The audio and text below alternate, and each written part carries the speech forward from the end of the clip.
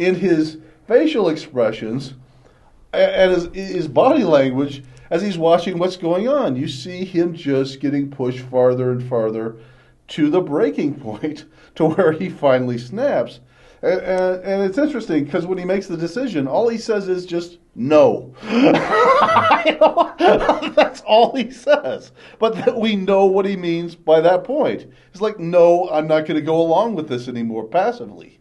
I'm going to fight. And that was, to me, that's what a great story is.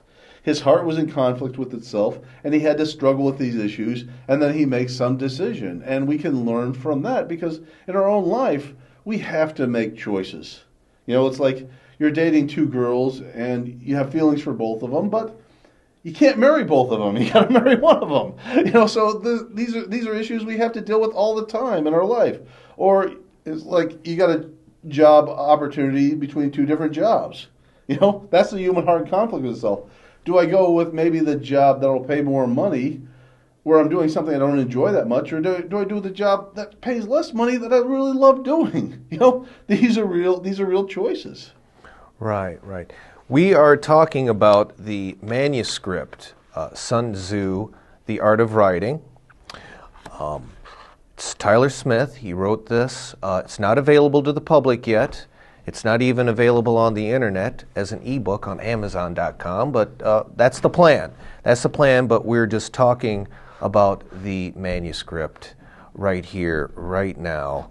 And hopefully you folks out there that were watching this, maybe you've picked up a few tips about how to develop a story and some of the things, at least, that goes through Tyler's mind. And I think they're very legitimate. I think he hits about on every aspect of a good story.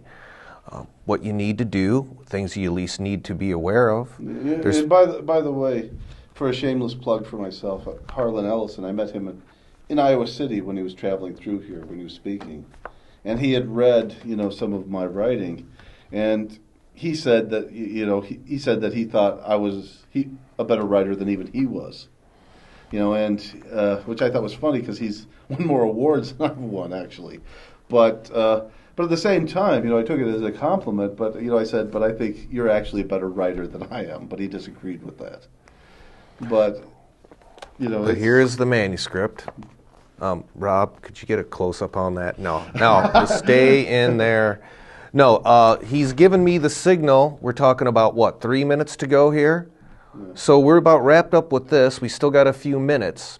So we're going to talk. You're a science fiction movie fan. Yeah. That's probably your favorite. And, a couple of weeks ago, you never mentioned this science fiction film. A couple of weeks ago, it's occurred to me that you never mentioned The Road Warrior #2 with Mel Gibson. What about that? You've never mentioned that film in the whole top science fiction of all top 10. Well, I saw that more as an action, post-apocalypse film rather than a yes, film. Most definitely but post-apocalypse. I watched several times. I loved all the Mad Max movies. Let me say that first off. And I applaud movies like particularly the first one where they only had $350,000, almost no money, took a risk. Great film. I listed as the best movie made for $350,000, and I wish more people would take risks like this. You see what I'm saying? And say, okay, we're going to go with something we want to see, and we hope someone else will see it. And we're just going to do it on a shoestring budget. But we're going to go for it and try and make it work. But yeah, The Road Warrior, absolutely loved that film. Very well done. And it has a real soul to it. It has, it's a story made with passion, and its character is, to me it's interesting because they take a man who's basically a broken man and put him in a position where he becomes the hero of the story against his own will and wishes. You see what I'm saying? He doesn't want to be the hero. He doesn't want to save the day. He doesn't want to do that anymore. He hates people. He hates the world around him. Yet he's the one with the skills to save the day. And he's in the way he's forced into this situation, almost as if nature's saying, it's your destiny to be a warrior. It's your destiny to be a fighter. This is what you were put on the planet to do. Now fight. And to me, that was that was great writing. That was great directing. That was great acting, editing, all combined together.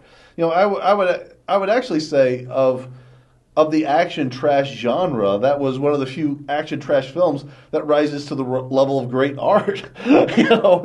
It's almost easy to forget that this is basically a drive-in exploitation film. It's just so well put together. Love the film. Right. And I like how particularly the whole issue of fuel and energy, the fossil fuels, like you see in science fiction films or post-apocalyptic, you see other alternative forms of energy, but yet in the whole Mad Max Road Warrior trilogy, you still have people battling and fighting over what little oil and gasoline, but the few resources that are left. There is no solar energy and battery and I like how that is weaved into the story and as relevant kind of for the world we live in, and where we're going. It's important issues. So which one did you like the best out of the three? You like the third one the best? Yeah, but I have the most respect for the first film because they did it on a $350,000 budget. They really took a risk on that. To me, it's like pound for pound, dollar for dollar what they spend because I break things into two lists. How much you spent and how good it was. And based, if you compare it on how much you spent and how good it was, it's like, yeah, I got to pat them on the back. For $350,000, they did a hell of a job with Mad Max. But they had the most money to spend on the third film, which in my opinion overall was the best of the three. They had $350,000 first film, $4 million second film, and I think they had something like $20 million, that they spent on the third one. So they had enough money and more than what they needed and more ready to go if they needed it for the third film. But for the first film, it was all just shoestring. They were editing the movie in Mel Gibson's kitchen. That was how little money they had. It's like, but you couldn't see it on the screen. You see what I'm saying? It was just a hell of a ride. But the third one, I thought, in terms of the story structure, the issues, and just the originality, daring, innovation, for me, the third one was the best and my personal favorite. But I loved all three of them. And how many trilogies can you say about that? I can't say that about the first three Star Wars films. All right. Well, there you go, folks. Rob is back there. He's doing this with the wrap it up sign. He's going like that. Hope you enjoyed the little conversation that we had here. My name's Timothy Tack. This is Tyler Smith. We're going to be signing off now. You're watching PATV, Channel 18 in Iowa City. And take care. Peace.